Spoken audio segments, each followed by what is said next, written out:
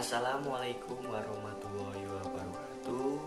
Perkenalkan, nama saya Novandar Ajnivandra di Fortuna NIM A710180 Di sini saya akan memberikan penjelasan bagaimana cara mengamankan sebuah data atau informasi penting yang ada pada perusahaan dari serangan cyber attack.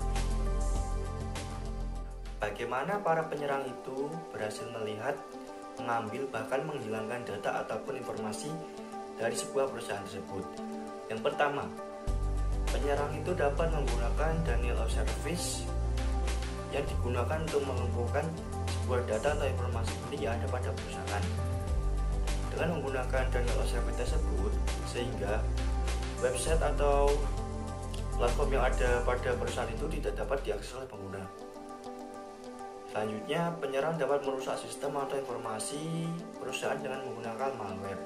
Bentuk serangan malware ini merupakan perangkat lunak dengan bahaya tingkat tinggi karena di dalamnya itu terdapat virus yang dapat merusak dan menghapus data-data dan informasi penting yang ada pada perusahaan. Selain itu, penyerang juga bisa menggunakan cross-site scripting yang dapat merusak dan mengambil alih suatu website. Serangan ini dilakukan dengan memasukkan kode HTML atau clean script kode ke situs perusahaan. Yang terakhir, penyerang dapat mencuri data atau informasi dari perusahaan dengan menggunakan phishing. Contoh penyerangan pada phishing ini yaitu misalnya ada yang memberikan sebuah email yang memiliki attachment di dalamnya.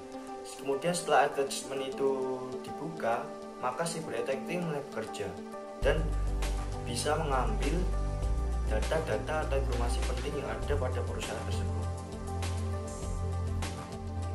Lalu, bagaimanakah untuk mengamankan data-data tersebut dari sebuah serangan cyber attack tersebut? Ya, langkah-langkah yang dapat dilakukan yang pertama yaitu protect with password. Semua akses jaringan maupun data yang sensitif dan harus dijaga dengan nama pengguna dan kata kunci yang unik. Sandi yang kuat berisi angka, huruf, dan simbol dapat mempersulit cyber attack untuk melacaknya. Kemudian yang kedua ada design safe system, yaitu hilangkan akses yang tidak perlu ke hardware maupun software. Dan batasi hak akses pengguna hanya untuk peralatan dan program yang dibutuhkan oleh perusahaan saja. Yang ketiga ada conduct screening and background checks, yaitu perusahaan harus melakukan screening dan pemeriksaan latar belakang pada karyawan yang diperlukan, sehingga bisa meminimalisir terjadinya hal-hal yang tidak diinginkan. Kemudian yang keempat ada avoid email attachment. Jangan pernah mengklik lampiran email yang tidak dikenal, yang kemungkinan bisa berisi virus komputer. Sama halnya dengan phishing tadi, yang mengirimkan attachment yang berisi attachment berbahaya yang dapat merusak dan mengambil data-data yang penting pada perusahaan. Kemudian yang terakhir ada use a virus scanner and keep all software up to date, yaitu menjaga perangkat lunak agar terus up to date dan juga mampu mencegah virus masuk dan membuat keamanan sistem IT terjaga. Contoh kasus nyata yang pernah ada dalam serangan cyber attack pada sebuah perusahaan yaitu bobolnya data pengguna dan mitra Uber. Pada bulan November tahun 2017, data pengguna maupun mitra pengemudi Uber telah dibobol oleh peretas. Data yang berhasil dibobol peretas tersebut berupa nama, email, serta nomor telepon sekitar 50 juta pengguna dan 7 juta mitra pengemudi dari seluruh dunia. Apa sih teknologi yang bisa digunakan untuk mengatasi serangan dari cyber attack itu? Yang pertama itu ada Archangel.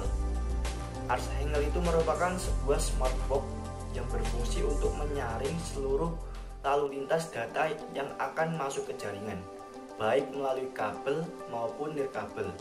Nah, setiap data yang diperkirakan buruk atau jahat akan dicegah untuk masuk. Archangel ini memiliki fleksibilitas untuk ditempatkan di sisi klien atau di penyedia jasa. Fungsi machine learning yang ada di dalam Archangel ini memiliki kemampuan untuk menganalisa pola serangan yang belum pernah ada sebelumnya dan mencegah serangan tersebut sebelum masuk ke jaringan. Terus yang kedua itu ada SST, yaitu Secure System Transmission. Adalah sebuah sistem keamanan data yang memiliki dua agen cerdas di titik pengirim dan penerima. Nah, ini fungsinya yaitu untuk melindungi data baik secara otomatis maupun on demand. Agen penerima akan mengubah data ke dalam gelombang dan warna berbeda-beda tergantung pada sisi data tersebut. Sementara agen penerima akan mengubah kembali data ke bentuk awal. Nah, ketika nantinya terjadi sebuah pencegahan data atau pengiriman data ke tujuan yang salah, data tersebut itu akan otomatis hilang.